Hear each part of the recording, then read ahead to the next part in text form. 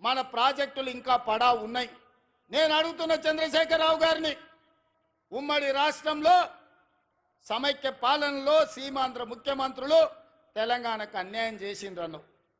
మరి తెలంగాణ వచ్చిన తర్వాత మీరెట్లా అన్యాయం చేసిండ్రా అని నేను అడుగుతున్నా.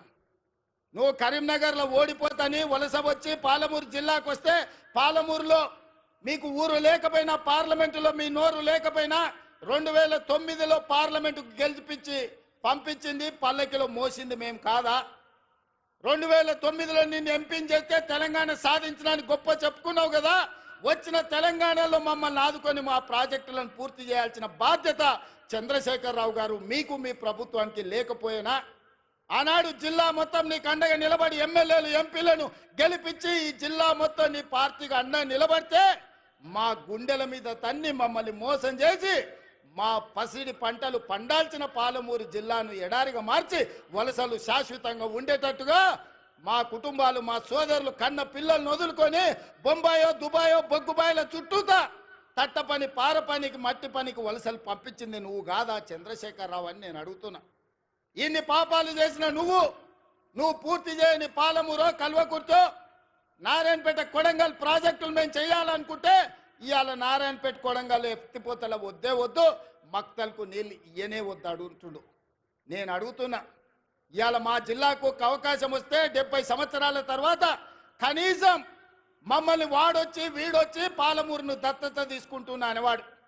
ఆనాడు చంద్రబాబు నాయుడు కావచ్చు, రోజే కావచ్చు, కిరణ్ కుమార్ రెడ్డి కావచ్చు, తెలంగాణలో చంద్రశేఖరరావు పాలమూరుకు వచ్చి పాలమూరుని దత్తత తీసుకుంటున్నా అనేవాడు.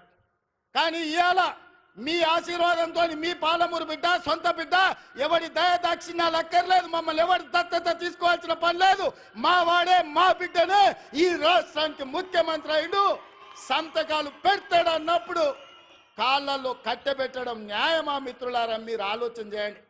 నేను అడుగుతున్న ఈ జిల్లాని, పాలమూరు బిడ్డల్ని, ఎంతకాలం ఎవడో వచ్చి మనల్ని దత్తత తీసుకునేది? మనం గతి లేనోళ్ళమా, చేతగానోళ్ళమా, చేవలేనోళ్ళా, చీము నెత్తురు చచ్చిందా మనకు? మనం పరిపాలన చెయ్యలేమా? మనం నిధులు తెచ్చుకోలేమా? మన జిల్లాను అభివృద్ధి చేసుకోలేమా అని నేను అడుగుతున్నా. మిత్రులారా, ఎందుకు ఇవాళ ఈ కోపం, ఈ ద్వేషం బీఆర్ఎస్ వాళ్ళకని అడుగుతున్నా.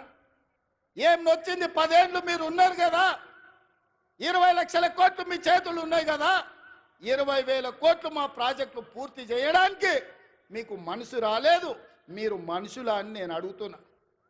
ఇవాళ నేను కల్వకుర్తి పూర్తి చేయాలను ఉత్తమ్ కుమార్ రెడ్డి గారు పాలమూరు రంగారెడ్డి నిత్యం సమీక్షించడం ద్వారాను, మా గద్వాల కృష్ణమోహన్ రాలపాడు నుంచి గద్వాల అలంపూర్లో మా సంపత్ కుమార్ ప్రాజెక్టు పూర్తి చేయాలని అడుగుతుంటే వాటికి నిధులు ఇవ్వాలి, నీళ్లు రావాలి అని నేను అంటుంటే మీరు అట్లెట్ల ప్రాజెక్టులు కడతారని చంద్రశేఖరరావు గారు ఆయన కొడుకు, ఆయన అల్లుడు అంటారు. నేను అడుగుతున్నా నా పాలమూరు సోదరులు, మళ్ళీ వస్తుందా మనకి అవకాశం? ఇట్లాంటి అవకాశం మనకు వస్తుందా?